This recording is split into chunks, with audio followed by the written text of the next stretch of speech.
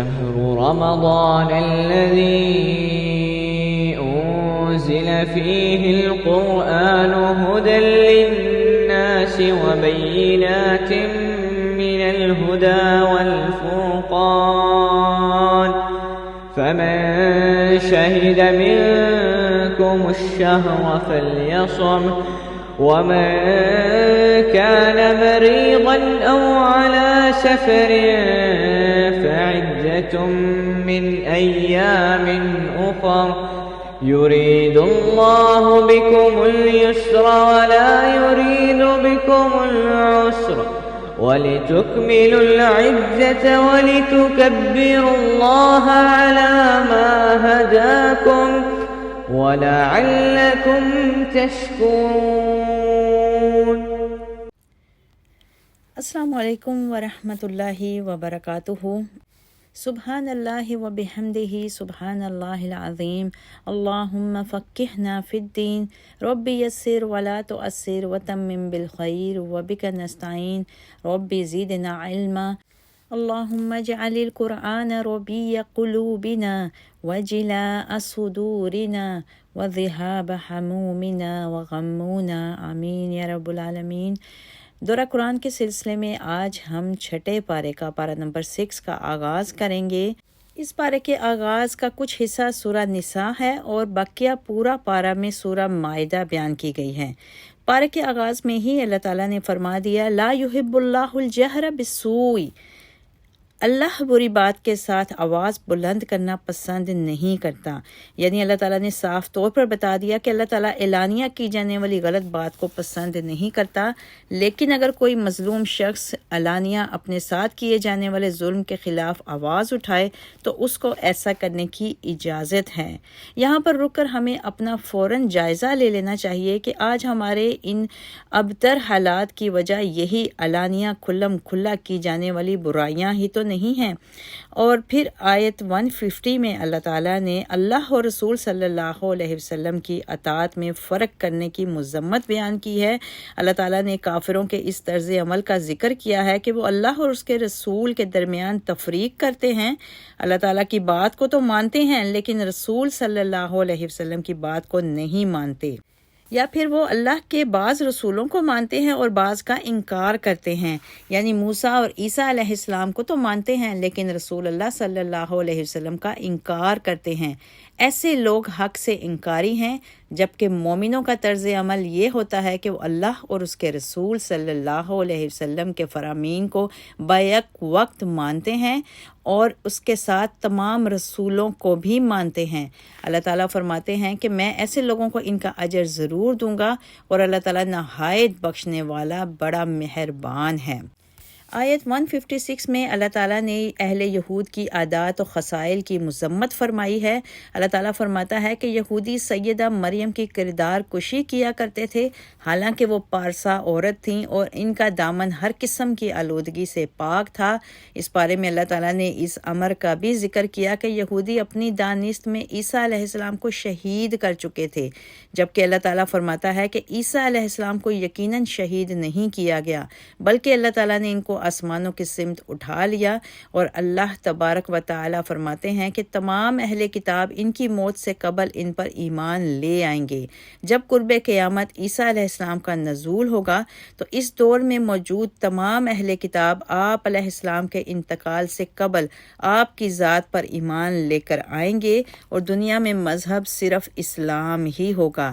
اس طرح ان کو اللہ نے سود کھانے سے روکا تھا، لیکن اہل یہود اس غلط کام میں مسلسل ملوث رہے۔ آیت 162 میں اللہ تعالیٰ نے اہل ایمان اور ان کے بہترین عمل کا بہترین بدلہ بتایا ہے۔ اللہ تعالیٰ ارشاد فرماتا ہے کہ اللہ تعالیٰ نے ان کافروں کے لیے دردناک عذاب کو تیار کر رکھا ہے، لیکن اہل کتاب کے پختہ علم والے لوگ جو قرآن اور سابقہ الہامی کتابوں پر ایمان لاتے ہیں اور نمازوں کو قائم کرتے اور زکوٰۃ کو ادا کرنا شروع کر دیتے ہیں اور آخرت پر ایمان لے آتے ہیں، ان کے لیے اللہ تعالیٰ نے اجر عظیم تیار کر رکھا ہے۔ پھر مزید اس بارے میں اللہ تعالیٰ نے یہ بھی بتلا دیا کہ اللہ نے رسول اللہ صلی اللہ علیہ وسلم پر اسی طرح وحی کو نازل فرمایا تھا جس طرح جناب نوح، جناب ابراہیم، جناب اسماعیل علیہ السلام، جناب اسحاق، جناب یعقوب، جناب عیسیٰ، جناب ایوب اور جناب ہارون، جناب داؤد اور جناب سلیمان علیہ السلام پر وحی کو نازل کیا تھا۔ اسی طرح اللہ نے اس بات کی بھی شہادت دی کہ جو کچھ اللہ نے رسول اللہ صلی اللہ علیہ وسلم پر نازل کیا اپنے علم سے نازل کیا، اور اللہ اور اس کے فرشتے اس بات پر گواہ ہیں، اور اللہ کی شہادت پر بھروسہ کرنا ہی کافی ہے۔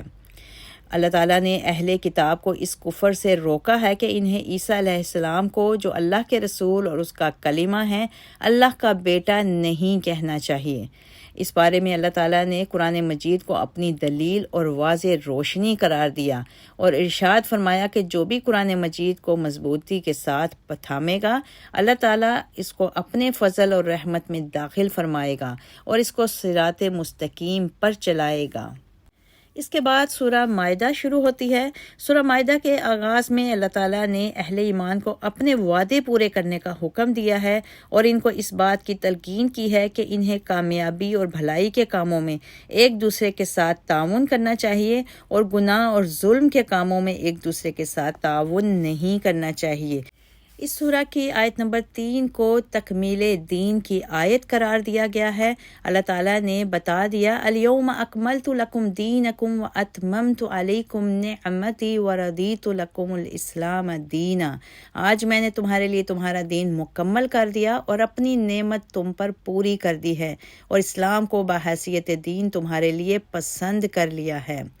ایک یہودی حضرت عمر بن خطاب رضی اللہ تعالیٰ عنہ کے پاس آیا اور کہا، امیر المومنین، آپ لوگ اپنی کتاب میں ایک ایسی آیت پڑھتے ہیں، اگر وہ ہم پر نازل ہوتی تو ہم اس دن کو یوم عید بنا لیتے۔ انہوں نے پوچھا کہ وہ کون سی آیت ہے؟ تو یہودی نے یہ آیت پڑھی اور اس کا ذکر کیا۔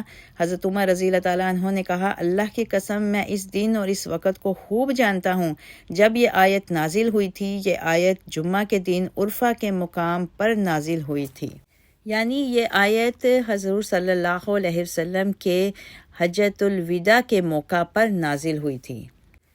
اس پارے کی اس سورہ مائدہ میں اللہ تعالیٰ نے اہل ایمان کو مومن عورتوں کے ساتھ ساتھ اہل کتاب کی پاک دامن عورتوں کے ساتھ بھی نکاح کی اجازت دی ہے، لیکن یہ بات ذہن میں یاد رکھنی چاہیے کہ یہ اجازت مسلمان عورتوں کے لیے نہیں ہے۔ سورہ بقرہ اور سورہ ممتحنہ کے مطابق مسلمان عورتوں کو صرف مسلمان مردوں ہی سے نکاح کرنا چاہیے۔ سورہ مائدہ کی آیت نمبر 11 میں اللہ تعالیٰ فرماتا ہے، اے ایمان والو، تم اپنے اوپر اللہ کی نعمت کو یاد کرو۔ جب ایک قوم نے تم پر دست درازی کرنی چاہی تو اللہ نے ان کے ہاتھ تم سے روک دیے، اور اللہ سے ڈرتے رہو، اور مومنوں کو چاہیے کہ وہ صرف اللہ پر بھروسہ کریں۔ اس آیت کے شان نزول کے حوالے سے متعدد روایات ہیں۔ ان میں سے ایک روایت امام بخاری نے حضرت جابر رضی اللہ تعالیٰ عنہ سے نقل کی ہے، جس کا خلاصہ یہ ہے کہ نبی کریم صلی اللہ علیہ وسلم ایک سفر میں کسی مقام پر اترے۔ لوگ سائے کے حصول کے لیے مختلف درختوں کے نیچے بکھر گئے۔ رسول اللہ صلی اللہ علیہ وسلم بھی ایک درخت کے نیچے آرام فرما ہو گئے، اور آپ نے اپنی تلوار درخت کے ساتھ لٹکا دی۔ یک لخت ایک کافر نمودار ہوا اور اس نے آپ کی تلوار پکڑ لی۔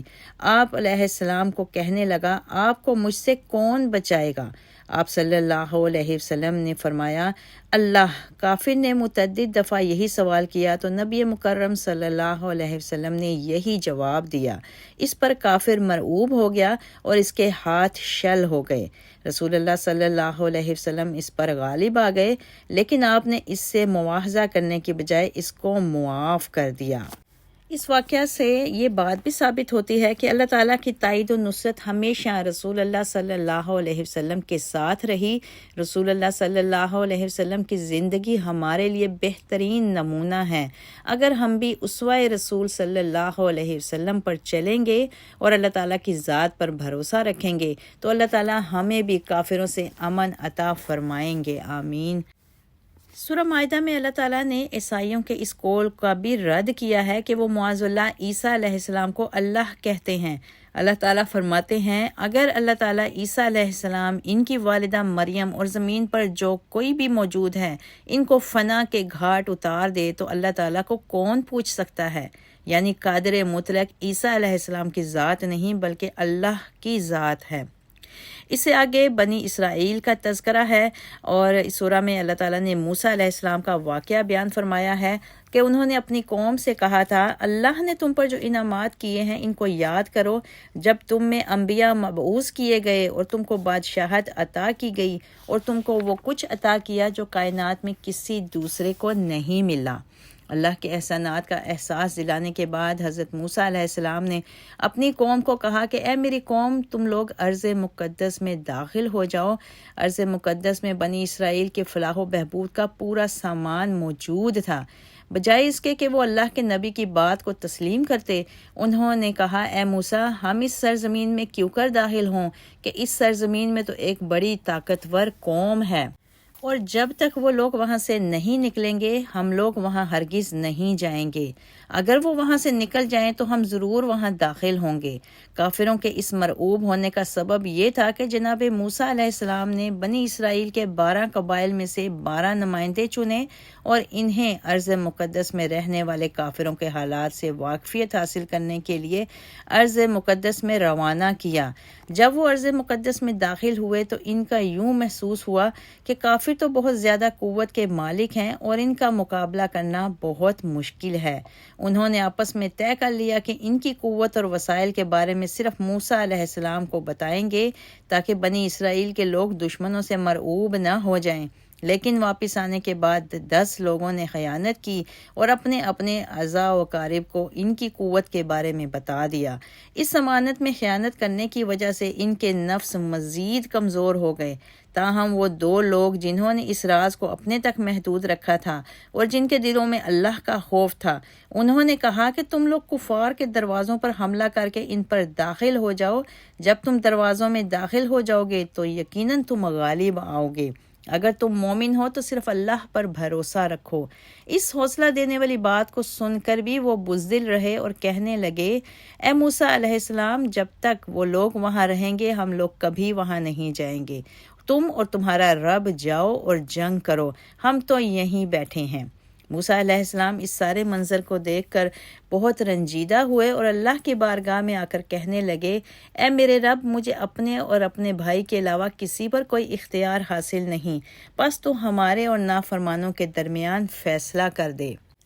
پھر اللہ تعالیٰ نے پاک زمین 40 سال تک کے لیے ان پر حرام کر دی اور یہ لوگ صحرائے سینا میں بھٹکتے رہے۔ موسیٰ علیہ السلام کی نافرمانی کی وجہ سے بنی اسرائیل کے لوگ منزل سے بھٹک گئے اور در بدر کی ٹھوکریں ان کا مقدر بن گئی۔ آج ہمیں بھی اپنے حالات پر غور کرنے کی ضرورت ہے۔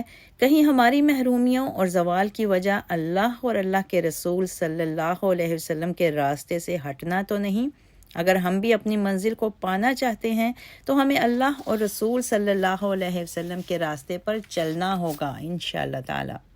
لیکن یہاں پر ہمیں یہ بات بھی یاد رکھنی چاہیے کہ رسول اللہ صلی اللہ علیہ وسلم اور صحابہ کرام رضی اللہ تعالی عنہم کا معاملہ قوم موسیٰ سے یکسر جدا تھا۔ بخاری شریف میں واقعہ مذکور ہے کہ حضرت مقداد رضی اللہ تعالی عنہ بدر کے دن مشرکین کے لیے بد دعا کرتے ہوئے رسول اللہ کی بارگاہ میں آئے اور کہنے لگے، اللہ کی قسم، اے اللہ کے رسول، ہم وہ نہیں کہیں گے جو بنی اسرائیل نے موسیٰ علیہ السلام سے کہا تھا کہ تم اور تمہارا رب جنگ کرو، ہم تو یہیں بیٹھیں گے، ہم تو آپ کے دائیں بائیں اور آپ کے آگے پیچھے لڑیں گے۔ حضرت عبداللہ بن مسعود رضی اللہ تعالیٰ عنہ کہتے ہیں کہ رسول اللہ صلی اللہ علیہ وسلم کا چہرہ یہ بات سن کر چمکنے لگا تھا۔ آیت 27 میں اللہ تعالیٰ نے آدم علیہ السلام کے 2 بیٹوں حابیل اور قابیل کے اختلاف کا بھی ذکر کیا ہے کہ اللہ نے ایک بیٹے کی قربانی کو قبول کر لیا جبکہ دوسرے کی قربانی قبول نہ ہوئی۔ جس کی قربانی قبول نہیں ہوئی تھی اس نے اپنے بھائی کو کہا کہ میں تجھے قتل کر دوں گا۔ جس کی قربانی قبول ہوئی تھی اس نے کہا، بھائی تقوی اختیار کرو، اللہ صرف متقیوں کی قربانی قبول کرتا ہے۔ لیکن جس بھائی کے دل میں حسد پیدا ہو چکا تھا اس نے اپنے نیکوکار بھائی کو بغیر سبب کے شہید کر دیا۔ شہید کرنے کے بعد قاتل کو سمجھ نہ آئی کہ اپنے جرم پر پردہ ڈالنے کے لیے اپنے بھائی کی لاش کو کیسے چھپائے۔ ایسے میں اللہ نے ایک کوے کو بھیجا جو اپنی چونچ اور اپنے پاؤں سے زمین کو گہرا کھودنے لگا تاکہ اسے سکھائے کہ اپنے بھائی کی لاش کو کیسے چھپائے۔ قاتل نے کہا کہ افسوس، میں اتنا ہی مجبور ہوں، کاش میں اس کوے کی ماندن ہی ہوتا اور اپنے بھائی کی لاش کو چھپا لیتا۔ پھر وہ افسوس کرنے لگا۔ لیکن اب افسوس کرنے کا وقت گزر چکا تھا اور قتل کے گناہ کی ابتدا کرنے والے کے طور پر اس کا نام درج ہو چکا تھا۔ بخاری شریف میں ابن مسعود رضی اللہ تعالیٰ عنہ نے روایت کی ہے کہ رسول اللہ صلی اللہ علیہ وسلم نے فرمایا، کوئی شخص جو مظلومانہ طور پر قتل کیا جائے گا تو آدم علیہ السلام کے بیٹے کے سر پر اس کے خون کا گناہ ڈالا جائے گا، اس لیے کہ اس نے قتل کی ابتدا کی تھی۔ اللہ تعالیٰ نے آدم علیہ السلام کے بیٹوں کے واقعہ کو بیان فرما کر انسان کے قتل کی شدید مذمت کی ہے۔ اللہ تعالیٰ فرماتا ہے کہ جو ایک انسان کا ناحق قتل کرتا ہے وہ ایک کا قتل نہیں کرتا بلکہ پوری انسانیت کا قتل کرتا ہے، اور جو ایک کو زندہ کرتا ہے وہ ایک کو زندہ نہیں کرتا بلکہ پوری انسانیت کو زندہ کرتا ہے۔ اس کے بعد آیت 33 میں اللہ تعالیٰ نے زمین پر فساد پھیلانے والوں کے لیے سخت سزا کو تجویز کیا ہے کہ ان کو پھانسی دے دینی چاہیے یا ان کو قتل کر دینا چاہیے یا ان کے ہاتھوں اور پیروں کو کاٹ دینا چاہیے یا ان کو جلا وطن کر دینا چاہیے۔ یہ دنیا میں ان کے کیے کی سزا ہے اور آخرت کا عذاب تو انتہائی دردناک ہے۔ اس بارے میں اللہ تعالیٰ نے چوری کی سزا بھی بتلائی کہ چور اور چورنی کے ہاتھ کو کاٹ دینا چاہیے۔ یہ ان کے کیے کی سزا ہے۔ جو لوگ شرعی سزاؤں پر تنقید کرتے ہیں ان کو معلوم ہونا چاہیے کہ اللہ صاحب حکمت ہے اور اس کا کوئی فیصلہ حکمت سے خالی نہیں ہوتا۔ اس کے بعد اللہ تعالیٰ نے اس بارے میں اس بات پر زور دیا ہے کہ مسلمانوں کو اللہ تعالیٰ کے نازل کردہ قوانین کے مطابق فیصلے کرنے چاہیے، اور جو ایسا نہیں کرتا اللہ نے اس کے لیے 3 وعیدیں بتلائی ہیں کہ ایسا شخص یا تو ظالم ہے یا گناہگار ہے یا کافر ہے۔ سچا مسلمان اللہ کے قوانین کی مخالفت نہیں کر سکتا۔ آیت 57 میں اللہ تعالیٰ نے یہود و نصارہ سے دوستی کی مذمت کی اور کہا ہے کہ جو ان سے دلی دوستی رکھتا ہے وہ انہی میں سے ہے۔ نیز اس بارے میں اللہ تعالیٰ نے نبی کریم صلی اللہ علیہ وسلم کو اس بات کی تلقین کی ہے کہ اللہ کے نازل کردہ پیغامات کو پھیلائیں، آپ کے دشمن آپ کا بال بھی بیکا نہیں کر سکتے۔ آیت 64 میں اللہ تعالیٰ نے یہودیوں کے ذات باری تعالیٰ کے بارے میں منفی اقوال کو بھی پیش کیا ہے کہ معاذ اللہ وہ کہتے ہیں کہ اللہ کے ہاتھ تنگ ہیں۔ اللہ نے کہا کہ ان کے ہاتھ تنگ ہیں اور ان پر لعنت ہو اپنے اس قول کی وجہ سے۔ اللہ نے کہا کہ اس کے ہاتھ کھلے ہیں، وہ جیسے چاہتا ہے خرچ کرتا ہے۔ اس کے بعد اس بارے میں اللہ تعالیٰ نے بنی اسرائیل پر لعنت کا سبب بتایا ہے۔ اللہ تعالیٰ نے ذکر کیا کہ جناب داؤد علیہ السلام اور حضرت عیسیٰ علیہ السلام نے بنی اسرائیل کے کافروں پر لعنت کی، اس لیے کہ وہ برائی کے کاموں سے روکنے کی بجائے خود اس میں ملوث ہو چکے تھے اور ان کا یہ کام انتہائی برا تھا۔